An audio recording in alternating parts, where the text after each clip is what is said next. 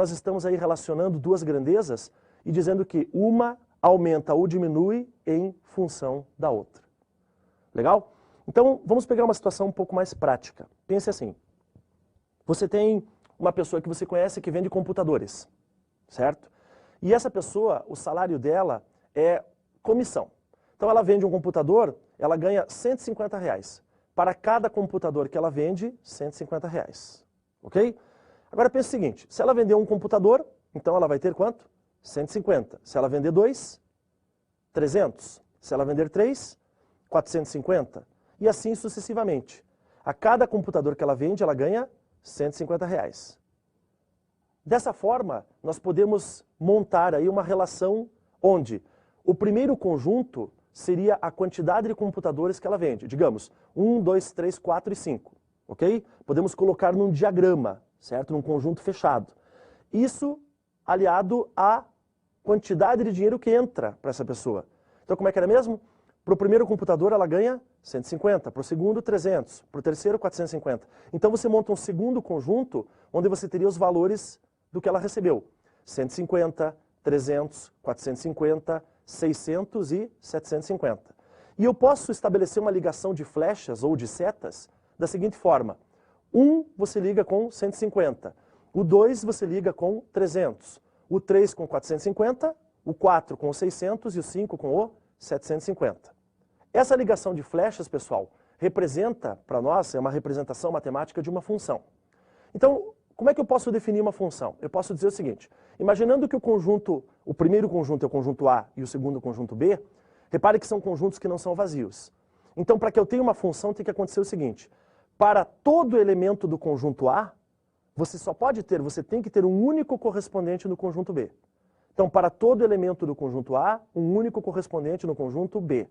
Dessa forma, pessoal, este diagrama, nós chamamos de diagrama de Euler-Venn, que foram os estudiosos do diagrama, é o diagrama que representa uma função.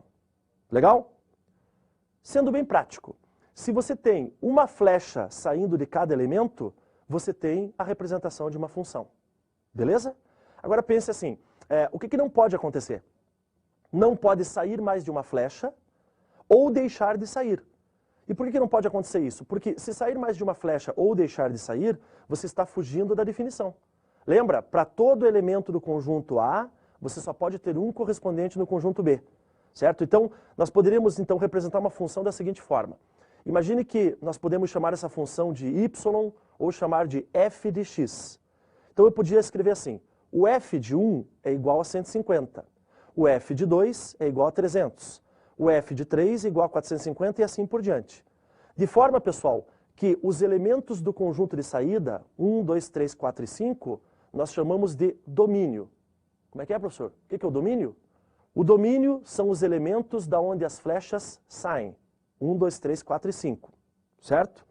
Nós podemos ainda dizer o que é a imagem. A imagem são os elementos onde as flechas chegam. Quem seriam? 150, 300, 450, 600 e 750. Legal?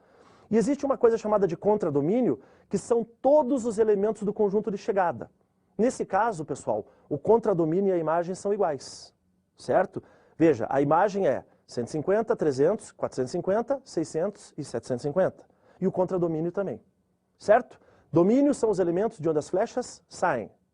Imagem são os elementos onde as flechas chegam. E contradomínio são todos os elementos do conjunto de chegada. Aí é o seguinte, independente se chegam flechas ou não. Mas isso é um assunto para outra situação, outra aula. Sabe o que mais a gente pode fazer? Nós podemos pegar esses elementos 1, 2, 3, 4 e 5, certo? A quantidade de computadores vendidos, e 150, 300, 450, 600 e 750, e nós podemos colocar no plano cartesiano. Como é que eu faço isso? Então imagine o seguinte, você tem um plano cartesiano XY, veja aí.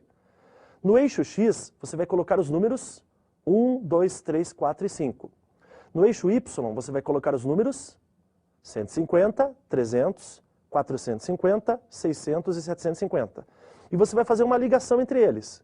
Como é que você vai fazer essa ligação?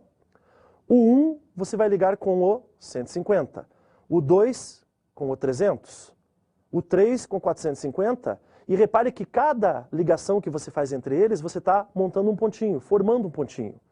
Não esqueça que esse ponto é a representação de um par ordenado. Então eu tenho quantos pares ordenados, gente? Eu tenho 5 pares. Quais são?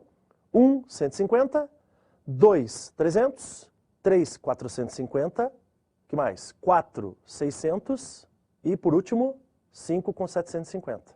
Certo, gente?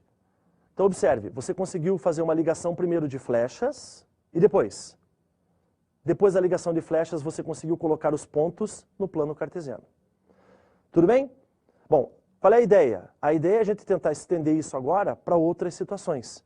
Mas sempre lembrando que uma função é uma relação que existe entre duas grandezas, onde cada elemento do primeiro conjunto, ou todo elemento, se você prefere assim, só pode ter um correspondente no outro conjunto. Tudo bem?